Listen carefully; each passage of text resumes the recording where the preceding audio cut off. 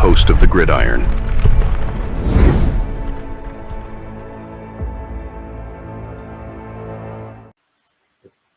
And I seen this. This is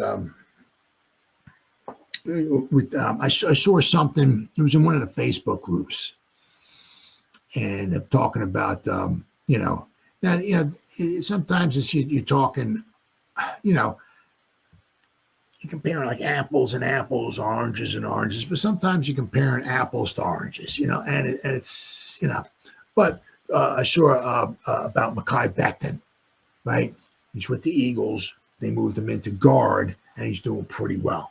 But once again, there's sometimes comparing apples to apples, oranges to oranges, and then there's apples to oranges. And this is kind of because he's with the Eagles, and they have a phenomenal offensive line coach, and coaching is huge, right? But Mekhi Becton is doing very, very well. I'm gonna pop my screen up here. Share my screen. All right, let's see. I got so many tabs open here. I'm gonna find them here. Okay, here we go. All right, so we look with the big man, and also too another thing too is how once again how lucky the Eagles are, right?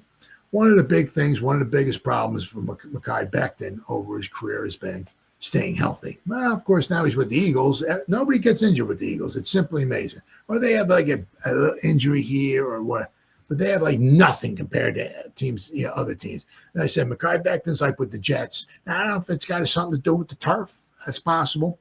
Mekhi Becton, I did see an article how he was making fun of the Jets and the stadium. He said everything about that stadium stinks, right? I mean, he got injured a lot when he was with the Jets. That was one of his problems. You put him out there on the field, and I mean, we look here.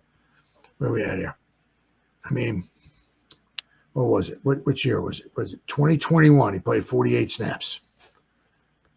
Let's go. 2021. Right? Played the one game against Carolina. First game of the season, gets injured. I mean, didn't do too bad. He was a left tackle, and he gets injured, the season was over, right? So, I mean, one injury after the other. 2023 didn't do too bad.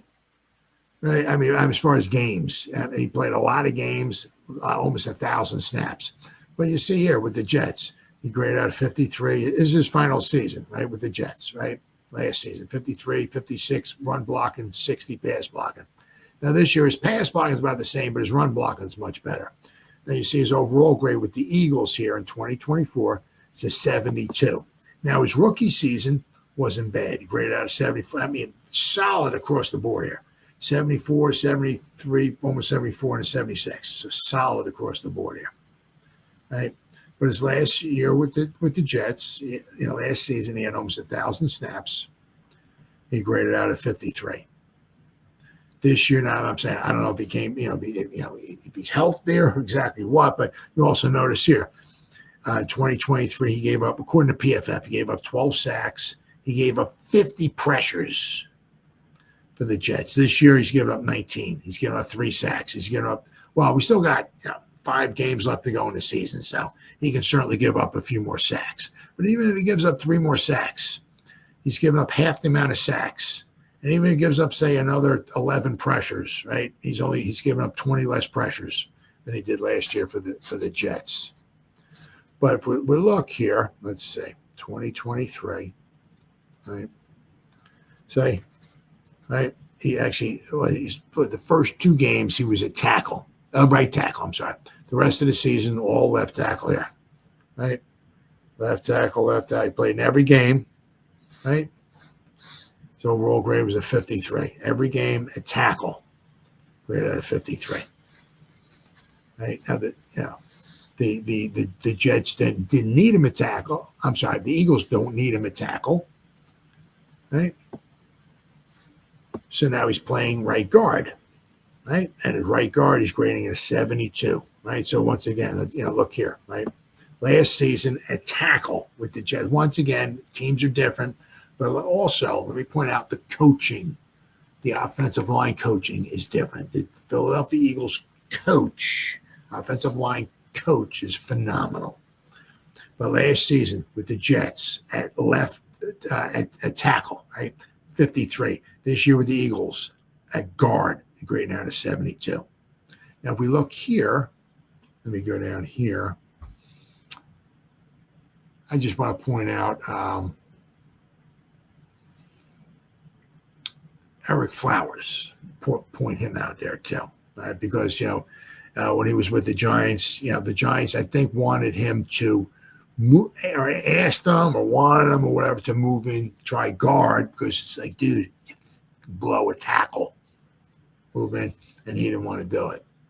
So, but when he did move into to guard, he did pretty well. Let me see here. All right. There's Mr. Flowers. All right, there we go. Ereck Flowers. There you go. All right, so. Okay, so Washington's first, then he was played some with the Giants, and he finished up the season with Jacksonville. And his first year was just horrible. I mean, look at these pressures. His first season 69, then it's 64. I mean, 2017 he got a little bit better. He went from 64 pressures down to 41 pressures, right? And to be fair, his pass blocking got a little bit better. It was up to a 70. His run blocking still wasn't that great. Graded out of 66.8 overall. But if you're picking the dude number 9 in the draft, the guy's grade should be better than this. But I mean, if you look after he graded out 69, 66, 65, 64, 65, which is and then if you look over here too, right?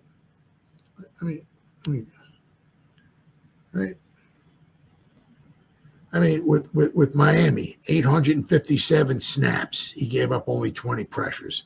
With Washington, apparently his first go-around with Washington, 937 snaps. Gave up 24 pressures. Right? Then his final season with Washington, 1,061 snaps. Gave up only 26. Which is still not. 6 sacks. You'd like that to be better, right? He gave up 26 pressures. So he gave up like a pressure and a half. So basically, every 2 games he gave up 3 pressures, which is still not phenomenal. You'd like it to be a little bit better, but that's certainly reasonable. But if you look here, right, his best, Ereck Flowers. This is his final season, 2021, his final season. Right, left guard, all left guard, graded out of 72. His run blocker was a little, it was always maybe a little on the weak side. He's 6'6", 330. So he certainly's got the size. That's for sure. 6'6", 330 pounds at guard. That's a nice size. His pass blocking, right? 78.1 as a guard. Right, you'll see here. His pass blocking at tackle 50, 64, 70, 62, and 69. And let me see what he did with Miami. I'm not sure. I don't remember if they had him at guard or not. 2020. Guard, yeah. Miami, he was a guard. What about 2019? Guard. Okay, yeah. All right. So Washington had him at a guard. Right? Miami had him at a guard, and Washington again had him a guard. So his final 3 seasons when he was at a guard, 24 pressures, 20 pressures, 26 pressures. When he was at a tackle, 69 pressures, 64, 41, 38. So once they moved him inside, right? Once they moved Evan Neal, not Evan Neal. Once they moved Ereck Flowers inside, his pressures went down. And you see his last season in the NFL, right? With I don't know if they were the WTFs, the WFTs, whatever they were in 2020, 2021. That was his best overall grade. They took him. And the thing was, it was kind of like, right, some of the teams were like, yeah, you're looking for work. You want to make some money? And everyone's like, yeah. Well, I'll tell you what, dude, you suck at tackle. You want to make some money, we'll push you in the guard. So you can either sit home, right, eat some Cheetos, drink a six-pack, and watch Netflix and not making any money. If you're stuck at playing tackle, or if you want to make some money, guess what? You're playing guard, right? So they moved him in a guard, and he did decently. You can see his last season. I don't even know what happened to him. His last season, right, was his best season, overall, grade wise, pressure wise, at guard. I'm not sure. I don't know what happened to him after that, right? But they took him from tackle, moved him in a guard because he couldn't handle, right? So it would be really nice if Evan Neal, because you look at that Cowboy game, it's just like, as I said, there was one at a time. It wasn't a video. I saw a snapshot. I think it was somebody maybe in one of these Facebook groups. Evan Neal was like turned backwards, facing like block. You're supposed to be blocking this way, looking at the defense. Well, somehow along the line, Evan Neal got turned around and he was like facing block. Like, I don't know, he was going to get ready to block. Lock was in the pocket, maybe trying to throw the ball. He was going to try to, I don't know. I was like, yeah. He did okay his first game, especially run against Carolina. The run block was really good. But, you put him up against some elite, like Micah Parsons against the elite, right? And he's, what did he average here? Let me see here. Against Dallas, his pass block was a 30. Actually, the Carolina, his run blocking was so good in Carolina against the Panthers. He graded out 93.4 in the run blocking department. He graded out at 80.6 overall for that game, but his pass block was a 49.4. Against Tampa Bay, his pass block was a 63. Okay, all right, that's certainly better. But then last week against Dallas was a 30.4. He can't handle. He can't. He's tall, which is fine. Sometimes for a tackle's not bad. But if you can handle those freakish athletes, okay, cool. But if you can't, you gotta move. The dude's like a sequoia tree. He's big, he's strong, right? 340, 350. It's perfect for a guard, especially in a phone booth, right? You don't have to worry. That's perfect, man. It'd be so nice. Especially if we're trying to keep him, right, as a Giant. Drafting this guy at number 7, and then like after 4 years, you just let him go, because I'd be shocked, because they have to pick up his 5th-year option next season. I think before the 4th season starts, you have to declare you're picking up his 5th-year option. Now, quite possibly, we're going to be picking up Kayvon's. But I think somewhere along, I don't remember what the date is, but I do know it's before your 4th season starts. You have to declare you're going to pick up his 5th-year option.